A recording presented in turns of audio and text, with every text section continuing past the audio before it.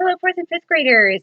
We are reading the book called Sheep, and it's about a dog, and it's through the eyes of the dog. It's a really fun book. You guys like it. This book is by Valerie Hobbs, and actually, she is an author that comes to the author go rounds that we have every year, which I'm hoping we'll still have, and I will let you know about that soon to see if that is something we will have. And probably be on Zoom. We won't be able to leave school and go to that. Okay, so this is chapter 1 of Sheep. My name is Jack, but it wasn't always. I've had so many names I can't even remember them all. Some names were good and some were bad. Some I don't like to remember, but I like the name Jack gave me just fine. It's the one Luke gave me too, and he's my best friend. Until I found Luke, life was a long, hard road. I traveled too many days on an empty stomach, slept too many nights in the rain, gone too long without a friend. I was giving up hope, which is about the worst thing that you can do. Hope is everything. When I was a youngster, I was filled with hope, but I was trouble too. Trouble with a capital T, Mom said. Always poking my nose where it didn't belong, getting into mischief. Nobody thought I'd amount to much, but young as I was, I knew better. There was a job for me out there in the world, something big and important. All I had to do was find out what it was. Meanwhile, I had to stay out of trouble. Hanging around the ranch all day with Mom was downright boring. There was only so much that you could do without getting into trouble, and if you were real bad, well, then Mom made you take a nap. She sure didn't think I was ready for anything big and important, so I was counting on Bob. Bob smelled like smoke and hay. That's what I remember. Cooked eggs, coffee, toast crumbs, applesauce, pig meat, soap.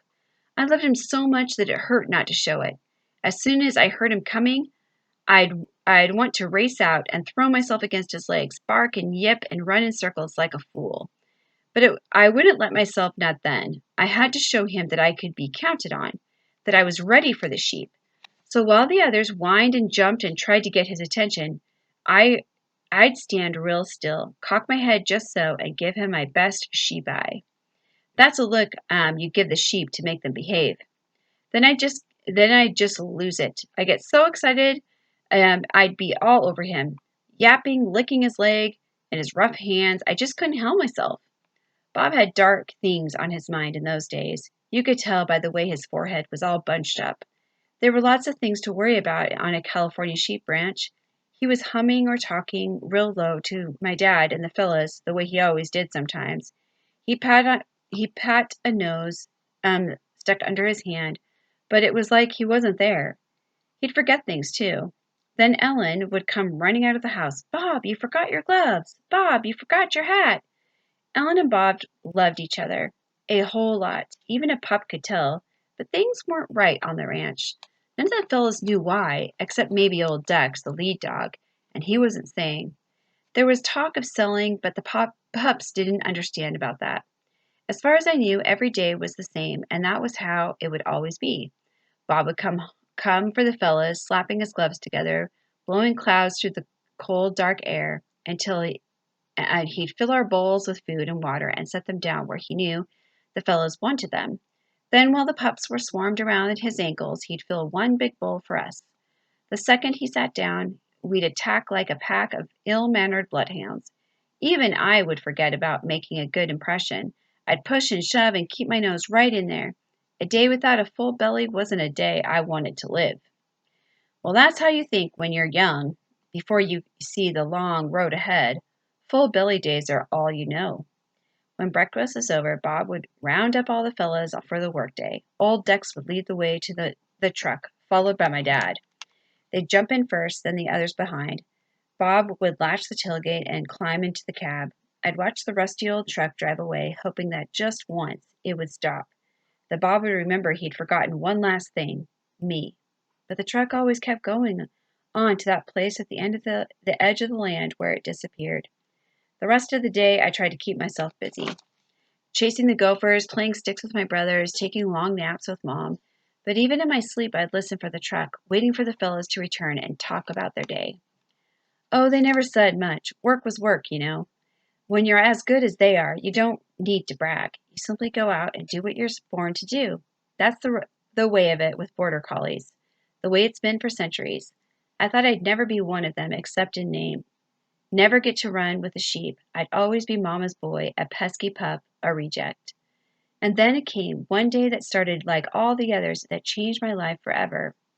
Bob said, "Come on, boy," and he meant me. Me! My ears went straight up, but the rest of me froze. Me?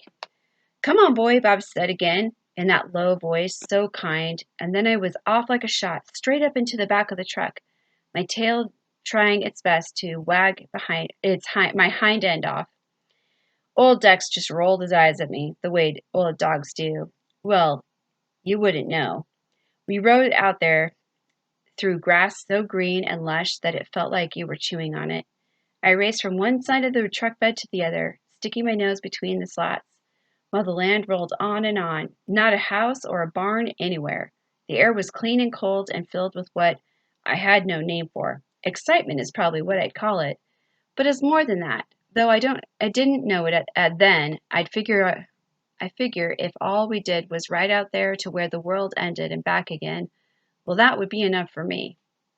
That was before I saw the sheep. Sheep everywhere. The truck stopped, and they closed in all around us like a big, gray, woolly blanket, bawling and bawing and stinking like sheep. Bob hopped down out of the cab and pushed his way through them to the back of the truck when he lowered the tailgate and the fellows jumped down, working the sheep the minute they hit the ground, rounding them up without even trying.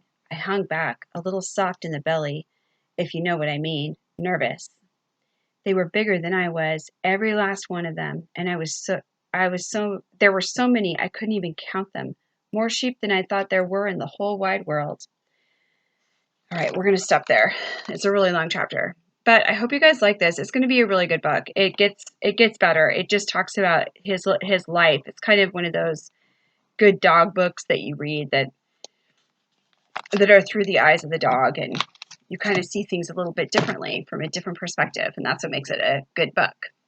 All right, I hope to see you guys soon on campus. I can't wait. I'm glad you guys are coming back. I am there every day at the library from 8 a.m. to 3:30 p.m. If you would like to get a book, I would love to help you guys get a book. So let me know or come by. Thank you so much.